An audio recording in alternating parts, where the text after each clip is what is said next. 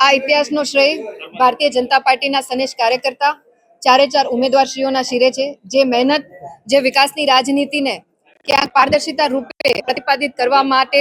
જે ward number 1 માં એમને વિશ્વાસ જીતો છે. અને હું જામનગરની જનતા જનાર્દન અને વોર્ડ નંબર 1 ના મારા પરિવારજનોને ખૂબ હૃદયપૂર્વકનો આભાર માનું છું કે જેમણે આ વખતે શીર્ષક નેતૃત્વ આદરણીય પ્રધાનમંત્રી શ્રી નરેન્દ્રભાઈ મોદી સાહેબની વિકાસની રાજનીતિ પસંદ કરી છે અને સક્ષમ અને મજબૂત ઉમેદવારશ્રીઓને જીતાડીને સાબિત કર્યું છે કે વોર્ડ નંબર 1 પણ જામનગર મહાનગરનો હિસ્સો છે અને વિકાસ ત્યાં પણ એટલી જ મજબૂતાઈથી એનો પડઘો સંભળાવવો જોઈએ. ત્યારે એ ખાતરી પણ વ્યક્ત કરું છું કે આવનારા સમયમાં આ વિસ્તારને સાથે રાખી અને જે ચારે ચાર જીતેલા ઉમેદવાર છે એ લોકોની વચ્ચે રહી લોકોના પ્રશ્નોને વાચા આપવાનો પૂરેપૂરો હૃદયપૂર્વકનો પ્રયત્ન કરવાનો છે. ખૂબ આનંદની લાગણી થાય જ્યારે તમારી ટીમ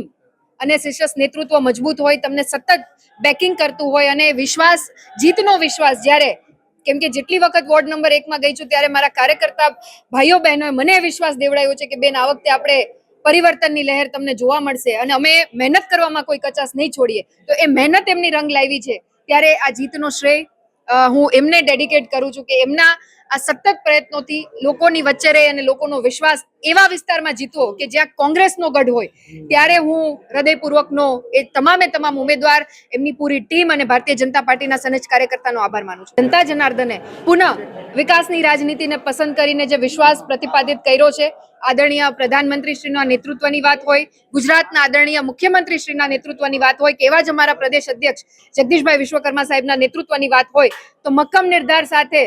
સૌના સાથે રહી અને પ્રયાસની અને વિકાસની અને વિશ્વાસની રાજનીતિમાં જનતા જનાર્દને પુનઃ જ્યારે મોહર મારી હોય ત્યારે હું તમામ ગુજરાતભરના સ્થાનિક સ્વરાજમાં જીતેલા ઉમેદવારોશ્રીઓને પુનઃ હૃદયપૂર્વકના અભિનંદન વ્યક્ત કરું છું.